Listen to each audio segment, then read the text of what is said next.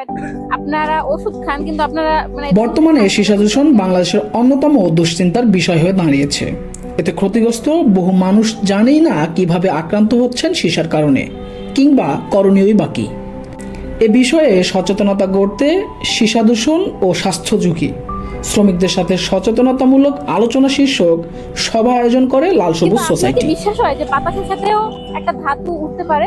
এটা কি আপনাদের বিশ্বাস হয়, মনে হয়, তাই না?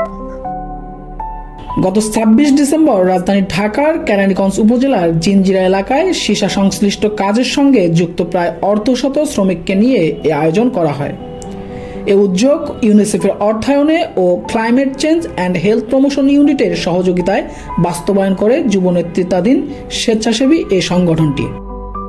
অনুষ্ঠানে উপস্থিত শ্রমিকদের এ নীরব ঘাতক আক্রান্ত হয়ে ওঠার লক্ষণ, কারণ, করণীয় ও বাস্তব চিত্র নিয়ে আলোচনা এবং তাদের অভিজ্ঞতা উপস্থাপন করা হয়। এ সভায় উপস্থিত ছিলেন climate change and health promotion ইউনিটের কোঅর্ডিনেটর প্রফেসর ডক্টর ইকবাল কবির। আমরা যে হলুদ খাই, খাওয়ার মধ্যে হলুদ না দিলে ভাল লাগে খেতে? ভাল লাগে না। তো এই হলুদের মধ্যে অনেক সীসা আছে। তিনি সীসা থেকে নিজেকে সুরক্ষিত রাখার উপায় এবং সীসাজনিত স্বাস্থ্য ঝুঁকি কিভাবে কমানো যায় সে বিষয়ে বিস্তারিত তুলে ধরেন। আজকে লাল সবুজ সোসাইটি আয়োজিত ঢাকার কেরানীগঞ্জের এই যে জিনজিরা অঞ্চলে যে শ্রমিক ভাইরা কাজ করেন তাদেরকে আমরা এই সীসা দূষণ প্রতিরোধে করণীয় এবং সীসা যে একটি বিষ এবং এর বিষক্রিয়ায় যে তাদের এই শ্রম ঘন্টা এর পেছনে যে খরচ করছেন তারা, সেখানে যে তাদের স্বাস্থ্যহানি ঘটছে এই বিষয়ে সচেতন করার যে উদ্যোগ নেওয়া হয়েছে সেটি আমার ধারণা যে একটি ফলপ্রসূ উদ্যোগ।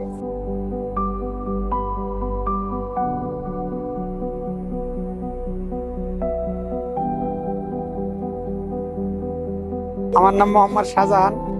এই আমাদের এখানে আসতে এখানে সচেতন করতে হলে সবারই সচেতন হইতে হলে মানুষকে বুঝাইতে হইব, বারে বারে আসতে হইব, মানুষের কমসে কম মাসে একবার আসলেও আসতে হইব। না আসলে এটি সচেতন হবে না, সচেতন না হইলে এটার গুরুত্ব দিবে না, গুরুত্ব আসলেই গুরুত্ব দিবে না। এটা আজকে 40 বছরের ভিতরে আমি দেখিনি কেউ এখানে আসছে, কেউ বুঝায়ও নাই, কেউ সচেতন হয়েও নাই। সবাই লাল সবুজ সোসাইটির প্রতিনিধি আজিজুন্নাহার তমা সীসা কোথায় কোথায় উপস্থিত থাকে, কিভাবে ক্ষতি করে এবং কিভাবে এর উৎসগুলো চিহ্নিত করা যায় সে বিষয়ে শ্রমিকদের মাঝে আলোচনা করে। জিনজিরা যেটা হচ্ছে কেরানীগঞ্জের এমন একটি জায়গা যেখানে প্রতিদিন হাজার হাজার শ্রমিক তারা কাজ করে শুধুমাত্র পুরানো জিনিসগুলোকে নতুনভাবে তৈরি করার জন্য। আমরা জানি যেটাতে ধাতু, যেরকম বিভিন্ন ধাতুর মতো সীসাও যুক্ত থাকে। সীসা দূষণের যে ক্ষতিকর প্রভাব সম্পর্কে আমরা আজকে যে শ্রমিকদের সাথে যে আলোচনার যে বিস্তৃতি, এটা ছড়িয়ে দেওয়ার জন্য আমরা এসেছি। তো আমরা আশা করি এই ছড়িয়ে দেওয়ার ধারাটা আমরা অব্যাহত রাখবো লাল সবুজ সোসাইটির পক্ষ থেকে। বিষাক্ত ধাতুর ক্ষতিকর দিক সম্পর্কে সচেতন করে গড়ে তোলার প্রত্যয় রাখে লাল সবুজ সোসাইটি। সীসা একটি বিষ, সীসা মুক্ত সমাজ গড়ি,